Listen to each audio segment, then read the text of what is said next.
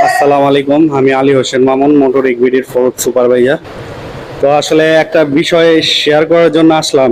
আসলে সবসময় তো অনেক প্রবলেম পাই, আপনাদের দেখাই না হয়তো। উনি ক্লাস প্লেটটা ইয়ামা সার্ভিস সেন্টারতে লাগিয়েছে, মানে ইয়ামা এসিআই মোটরস। এটা 4 দিন ধরে লাগিয়েছে। আসলে ক্লাস প্লেটের অবস্থা আপনারা দেখতেই পারছেন। তো ওনারা আসলে খুব দক্ষ টেকনিশিয়ান, যেহেতু ইয়ামা প্রিমিয়াম কাজ করি আমরা, বা ইয়ামা এসিআই মোটরসে যারা সার্ভিস সেন্টারে কাজ করে তারা সবাই আর কি ট্রেনিং প্রাপ্ত টেকনিশিয়ান। যেহেতু আমি অথরাইজ ডিলার পয়েন্টে অনেক বছর ছিলাম, তো আসলে অনেক কাজে অনেক সময় অনেক ধরনের ভুল হয়, হয়তো কাজের স্কিপ অজান্তেই হয়তো করে ফেলে। তো ফার্স্ট অফ অল যে ফল্টটা করছে ওটা সামনে নিয়ে আসো। এই যে প্রেশার বাটিগুলা খায় গেছে, এই ক্লাসের অ্যাডজাস্টমেন্টটা আছে আপনার ওই পাশে।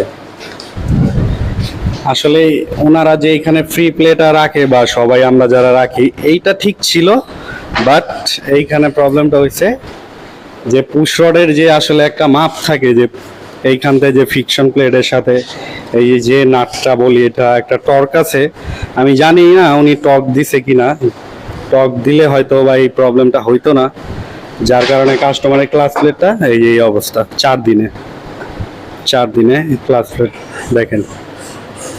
তো আশা করি সকলের উদ্দেশ্যে একটা কথা বলতে চাই, যেমন কাজ তো আপনারা সবাই করেন, জাস্ট একটু ফলো করে দেখে শুনে কাজ করলে এটা আর কি নষ্ট হওয়ার থেকে বিরত থাকবে আশা করি।